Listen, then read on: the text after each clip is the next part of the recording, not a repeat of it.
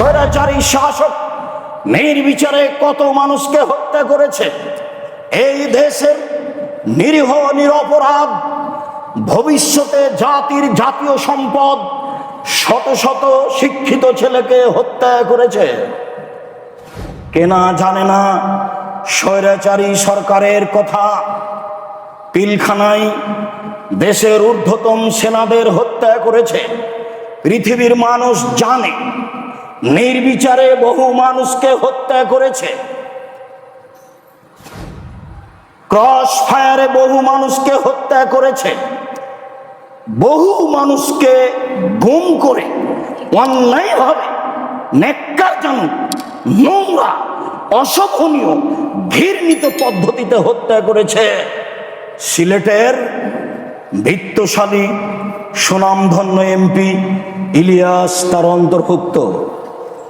সম্মানিত মসজিদের মুসাল্লি, প্রশংসা আল্লাহর জন্য, শান্তি অবতীর্ণ হোক আল্লাহর রাসূলের উপর সাল্লাল্লাহু আলাইহি ওয়াসাল্লাম।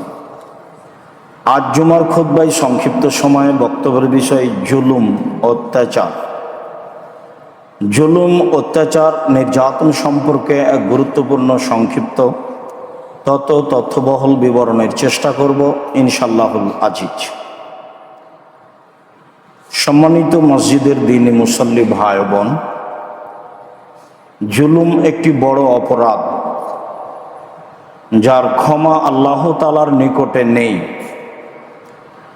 যার ক্ষমা মানুষের হাতে রয়েছে। যেসব পাপগুলি মানুষের সাথে জড়িত তার সবচেয়ে বড় পাপ হলো মানুষ হত্যা করা, জুলুম। এ ব্যাপারে আল্লাহ তাআলা বলেন, মা লিয-যালিমিনা মিন হামিমিন ওয়ালা শাফি ইউতা। যারা জালেম, অত্যাচারী, বিচারের মাঠে থাকবে না তাদের নিকটতম বন্ধু, কোনো অন্তরঙ্গ সহযোগিতা করার মতো বন্ধু থাকবে না। থাকবে না তাদের জন্য কোনো সুপারিশকারী যার কথা মেনে নেওয়া হবে। এইটা হলো অত্যাচারী জালেমদের বিচারের মাঠের ফলাফল। আল্লাহ তাআলা অন্য জায়গায় বলেন, ওমা লিয-যালিমিনা মিন নাসির। বিচারের মাঠে জালেমদের কোনো প্রকার সাহায্যকারী থাকবে না। যেমনভাবে থাকবে না কোনো বন্ধু, যেমনভাবে থাকবে না কোনো সাহায্যকারী, তেমনিভাবে থাকবে না কোনো নিকটের মানুষ, সুপারিশকারী যার কথা মেনে নেওয়া হবে। আল্লাহ তাআলা অন্যত্রে বলেন, ওয়া কাযালিকা আখযু রাব্বিকা ইযা আখাযাল কুরা ওয়া হিয়া যালিমা। আপনার প্রতিপালকের ধরা যখন তিনি কোনো জনপদকে ধরেন, নিশ্চয়ই তার ধরা বড় কঠিন। যখন আল্লাহ তাআলা কোনো অত্যাচারী জনপদকে ধরেন তখন তিনি তাকে আর ছাড়েন না, তার ধরা বড় কঠিন। সময় আসলেই তা তিনি করে থাকেন, যা পৃথিবীর ইতিহাসে অনেক নমুনা ইতিহাস রয়েছে, মানুষ জানেও সময়ের গতিতে জানবে।